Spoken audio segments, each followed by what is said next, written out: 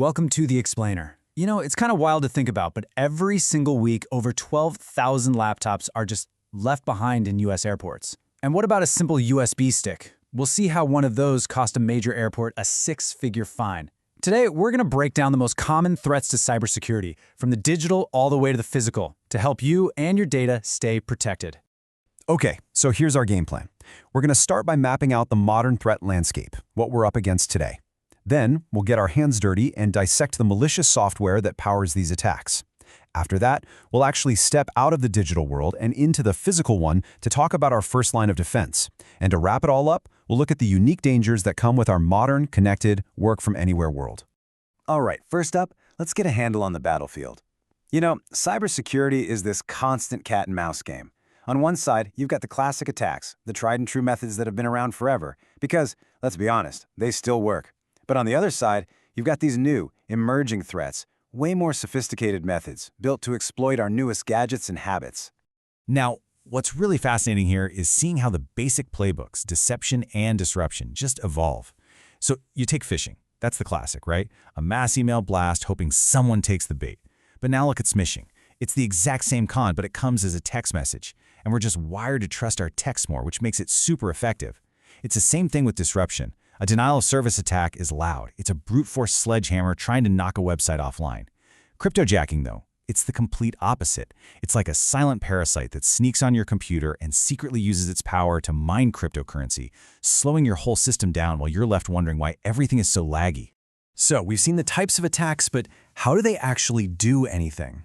Well, the answer, most of the time, is malicious software, or as you know it, malware. You should really think of it as the weapon of choice for cybercriminals. And if you want to understand the threat, you have to understand the weapons.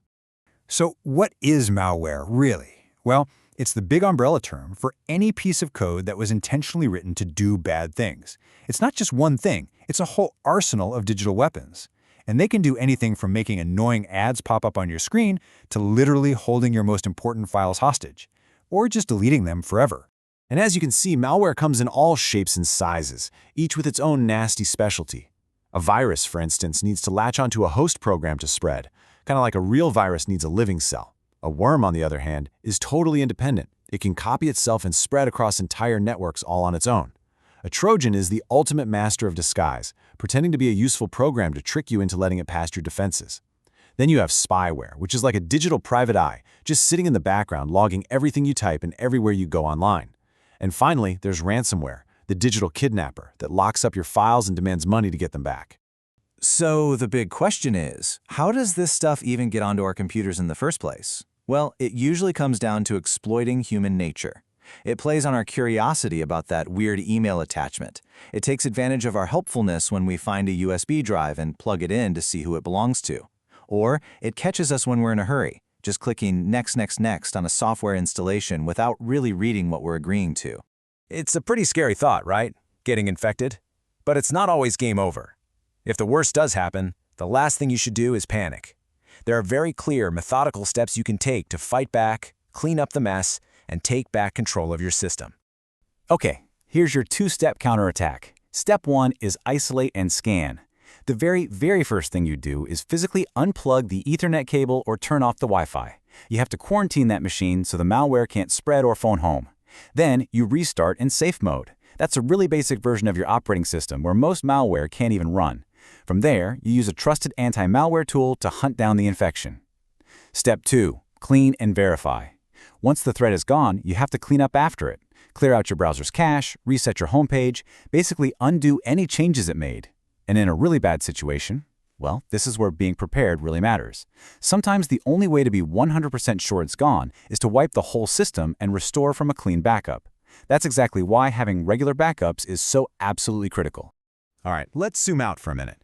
We've been talking about software, but a cyber attack doesn't always start with a click. Sometimes it starts with someone literally walking through the front door. Because you have to remember, if an attacker can physically touch your server, it's game over. You know, there's a reason we all use that phrase. Fort Knox isn't secure because it has one big, tough lock. It's secure because of layers. Steel fences, concrete walls, armed guards, complex combinations. It's layers on top of layers. And believe it or not, those exact same principles apply to protecting our data. The official name for all this is perimeter access control. And the whole idea is to create these secure layers, like an onion. The goal isn't just to lock one door, it's to stop an unauthorized person long before they can even get close to a sensitive piece of hardware or a terminal with access to important data. So what does best practice look like? It's all about that multi-layered defense. You've got your tech, like key card readers and fingerprint scanners. You have physical deterrents, like cameras and security guards walking the halls. You have rules, like making sure everyone, staff and visitors, wears an ID badge so intruders stick out like a sore thumb. But really, the secret weapon, the thing that holds it all together, is creating a security culture where every single employee knows they are part of the human firewall. And this is where that whole human firewall idea really comes alive. Think about tailgating. It's such a simple trick where someone just grabs the door right behind an authorized person, or someone trying to use an old visitor pass. Teaching and empowering your team to politely check and challenge in those moments, to just ask, "Hey, sorry, can I see your badge?" can stop an intrusion dead in its tracks. Okay, for our final section, let's talk about how our modern work life has created a whole new world of security problems. I mean, we use our personal phones for work, we carry around sensitive data on tiny USB sticks, and we work from literally anywhere. And every single one of those conveniences brings a brand new vulnerability with it. This table just lays it out so clearly. You have bring your own device policies where our personal phones and laptops are now connected to the company network, but they almost never have the same hardcore security as company gear. You have removable drives, which are amazing for moving files, but they are so easy to lose or get stolen. And then there's our networking gear, from our router at home to the open Wi-Fi at the coffee shop, any of which could be compromised, letting an attacker just watch all of our data fly by. Every convenience creates a new risk. And if you think this is all just theoretical, you need to hear this. This threat became incredibly real for Heathrow Airport. An employee lost a USB stick. It wasn't encrypted, and it had over 1,000 confidential files on it. Names, passport details, you name it. The result? A massive data breach and a huge £120,000 fine. And to really understand the scale of this problem, look at this number. We mentioned it at the top. Studies have found that over 12,000 laptops are just forgotten and left behind in U.S. airports every single week. Most of them are never seen again, and every single one is a potential data breach just waiting to happen. You know, working remotely is amazing. It gives us so much flexibility.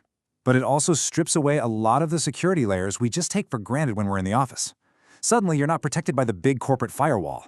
The risk of someone snatching your laptop while you're grabbing a coffee is way higher. And let's be real, our personal devices almost never have the kind of automatic, bulletproof backup systems that protect data in an office. So it all comes back to this one crucial point. Technology can only do so much. The locks, the firewalls, the antivirus software, they're all absolutely essential, but they are not foolproof. At the end of the day, your strongest, smartest, and most adaptable line of defense is people. It's all of us, making smart, informed decisions day in and day out. And that's really the question to leave you with. Security is a shared responsibility. It isn't just some problem for the IT department to solve. Building a culture where everyone is aware and vigilant is just as important, maybe even more important, than building a digital fortress.